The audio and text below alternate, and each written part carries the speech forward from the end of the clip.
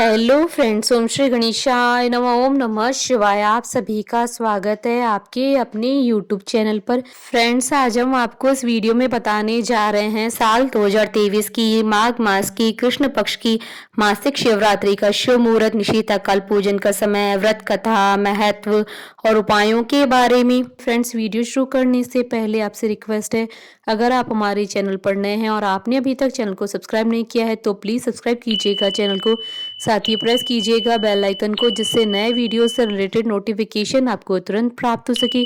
और वीडियो पसंद आने पर वीडियो को लाइक और शेयर जरूर कीजिएगा ताकि सभी भक्तों को इस वीडियो का लाभ प्राप्त हो सके। और कमेंट बॉक्स में ओम नमः शिवाय जरूर लिखिएगा। हिंदू पंचांग के अनुसार हर माह के कृष्ण पक्ष की चतुर्दशी तिथि को मासिक शिवरात्रि का व्रत रखा जाता है। साल 2023 में माघ मास की कृष्ण पक्ष की चतुर्दशी तिथि 20 जनवरी 2023 शुक्रवार के दिन है।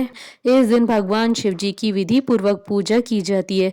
शिवरात्रि की पूजा के लिए सुबह से ही भक्तों का तांता शिव मंदिरों में लग जाता है। हालांकि शिवरात्रि की पूजा का मुहूर्त रात्रि पहर में होता है। मासिक शिवरात्रि को भगवान भोलेनाथ को प्रसन्न करके आप अपनी हर मनोकामना को पूरा कर सकते हैं। फ्रेंड्स, अब आइए जानते हैं माघ मास की मासिक शिवरात्रि के शुभ मुहूर्त के बारे में।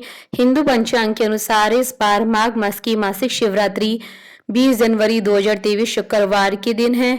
माघ कृष्ण चतुर्दशी तिथि प्रारंभ होगी 20 जनवरी 2023 को सुबह 9:59 पर और माघ कृष्ण चतुर्दशी तिथि का समापन होगा 21 जनवरी 2023 को सुबह 6:17 पर। निशिता काल पूजन का समय रहेगा रात्रि 12:04 से रात्रि 12:57 तक। कुल अवधि 53 मिनट है। फ्रेंड्स, अब आइए जानते हैं मासिक शिवरात्रि की पूजन विधि के बारे में। इस दिन सुबह उठकर स्नान करने के बाद भगवान शिव जी की पूजा और व्रत का संकल्प ले भोलेनाथ के आगे दीपक जलाएं। घर में या मंदिर में जाकर शिवलिंग पर दूध, गंगा जल, बेलपत्र, धतूरा आदि अर्पित करें। इसके बाद शिव मंत्रों का 108 बार जाप करें, फिर शिव चालीसा का पाठ करें। अंत में मासिक शिवरात्रि की व्रत कथा पढ़े अथवा सुने और भगवान शिव जी की आरती करें। फ्रेंड्स, अब आइए जानते हैं मासिक शिवरात्रि के दिन किए जाने वाले उपायों के बारे में। मासिक शिवरात्रि के दिन विशेष उपायों को करने से आपकी सभी परेशानियां दूर हो जाती हैं। शिवरात्रि के दिन भगवान शिव और माता पार्वती की विधि विधान से पूजा अर्चना करें। इसके बाद रुद्राक्ष की माला लेकर 108 बार ओम गौरी शंकर नमः मंत्र का जाप करें।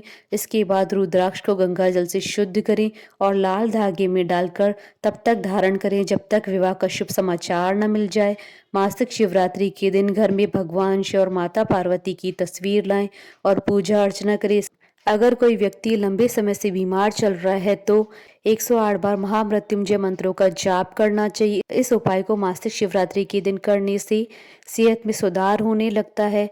मासिक शिवरात्रि के दिन भगवान शिव जी को सफेद चीजें अर्पित करनी चाहिए। मान्यता है कि इन चीजों को अर्पित करने से धन लाभ के अवसर मिलते हैं। अगर आपके विवाह में किसी भी तरह की कोई परेशानी है तो शिवलिंग के सामने बैठकर ओम श्रीम वर प्रदाय श्रीम नमः मंत्रों का जाप करें। इसके साथ ही समय समय पर भगवान शिव जी को 5 नारियल अर्पित करें।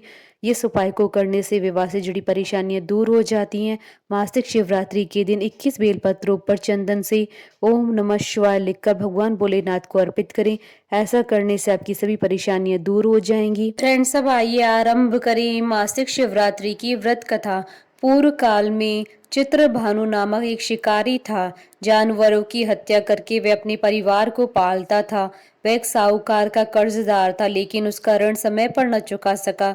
क्रोधित साहूकार ने शिकारी को शिव मठ में बंदी बना लिया। संयोग से उस दिन भी शिवरात्रि थी। शिकारी ध्यान मग्न होकर शिव संबंधी धार्मिक बातें सुनता रहा।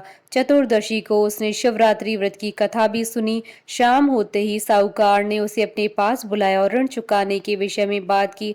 शिकारी अगले दिन सारा ऋण लौटा देने का वचन देकर बंधन से छूट गया। अपनी दिनचर्या की भांति वह जंगल में शिकार के लिए निकला, लेकिन दिन भर बंदी गृह में रहने के कारण भूख प्यास से व्याकुल था।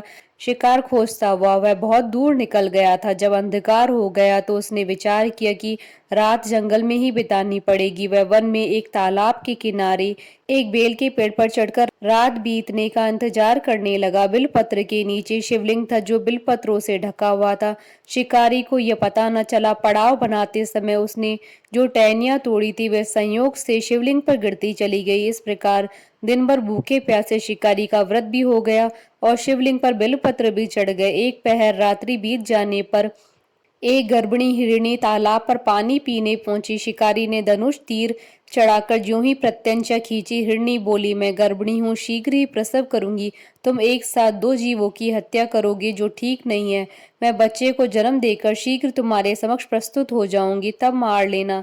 शिकारी ने प्रत्यंचा ढीली कर दी और हिरणी जंगली झाड़ियों में लुप्त हो गई। प्रत्यंचा चढ़ाने तथा ढीली करते वक्त कुछ बिलपत्र अनायास ही टूटकर शिवलिंग पर गिर गए। इस प्रकार उससे अनजाने में ही प्रथम पैर का पूजन भी संपन्न हो गया। कुछ देर बाद जब एक और हिरणी उधर से निकली, शिकारी की प्रसन्नता का ठिकाना न रहा। समीप आने पर उसने धनुष पर बाण चढ़ाया। तब उसे देख हिरणी ने विनम्रता पूर्वक निवेदन किया, हे शिकारी, मैं थोड़ी देर पहले ऋतु से निवृत्त हुई हूँ, कामातुर विहरणी हूँ, अपने प्रिय की खोज में भटक रही हूँ। मैं अपने पति से मिलकर शीघ्र ही तुम्हारे पास आ जाऊंगी। शिकारी ने उसे भी जाने दिया। 2 बार शिकार खोकर उसका माथा ठनका। वह चिंता में पड़ गया। रात्रि का आखिरी पैर भी बीत रहा था। इस बार भी धनुष से लगकर कुछ बेलपत्र शिवलिंग पर जा गिरे तथा दूसरे पैर की पूजा भी संपन्न हो गई। तभी एक अन्य हिरणी अपने बच्चों के साथ उधर से निकली। शिकारी के लिए यह स्वर्णिम अवसर था। उसने धनुष पर तीर चढ़ाने में देर न लगाई। वह तीर छोड़ने ही वाला था कि हिरणी बोली, हे शिकारी, मैं इन बच्चों को इनके पिता के हवाले करके लौट आऊंगी। इस समय मुझे मत मारो। शिकारी हंसा और बोला, सामने आए शिकार को छोड़ दूं? मैं ऐसा मूर्ख नहीं हूं। इससे पहले मैं 2 बार अपना शिकार खो चुका हूं। मेरे बच्चे भूख प्यास से व्यग्र हो रहे हैं। उत्तर में हिरणी ने फिर कहा, जैसे तुम्हें अपने बच्चों की ममता सता रही है, ठीक वैसे मुझे भी है। हे शिकारी, मेरा विश्वास करो, मैं इन्हें इनके पिता के पास छोड़कर तुरंत लौटने की प्रतिज्ञा करती हूँ। हिरणी का दुख भरा स्वर सुनकर शिकारी को उस पर दया आ गई। उसने उस मृगी को भी जाने दिया। शिकार के अभाव में तथा भूख प्यास से व्याकुल शिकारी अनजाने में ही बेलपत्र के वृक्ष पर बैठा बेलपत्र तोड़ तोड़ कर नीचे फेंकता जा रहा था। पांव फटने को हो गई और एक एक हष्ट पुष्ट मृग उसी रास्ते पर आ गया। शिकारी ने सोच लिया कि इसका ही शिकार वह अवश्य करेगा। शिकारी की 3 प्रत्यंचा देख मृग विनीत स्वर में बोला, हे शिकारी, यदि तुमने मुझसे पूर्व आने वाली 3 मृगियों तथा छोटे छोटे बच्चों को मार डाला है तो मुझे भी मारने में विलंब न करो, ताकि मुझे उनके वियोग में एक क्षण भी दुख न सहना पड़े। मैं उन हिरनियों का पति हूँ। यदि तुमने उन्हें जीवन दान दिया है तो मुझे भी कुछ क्षण का जीवन देने की कृपा करो। मैं उनसे मिलकर तुम्हारे समक्ष उपस्थित हो जाऊंगा। मृग की बात सुनते ही शिकारी के सामने पूरी रात का घटनाक्रम घूम गया। उसने सारी कथा मृग को सुना दी। तब मृग ने कहा, मेरी तीनों पत्नियां जिस प्रकार प्रतिज्ञाबद्ध होकर गई हैं, मेरी मृत्यु से अपने धर्म का पालन नहीं कर पाएंगी। अतः जैसे तुमने उन्हें विश्वास पात्र मानकर छोड़ा, वैसे ही मुझे भी जाने दो। मैं उन सबके साथ तुम्हारे सामने शीघ्र उपस्थित होता हूँ। शिकारी ने उसे जाने दिया। इस प्रकार सुबह हो गई।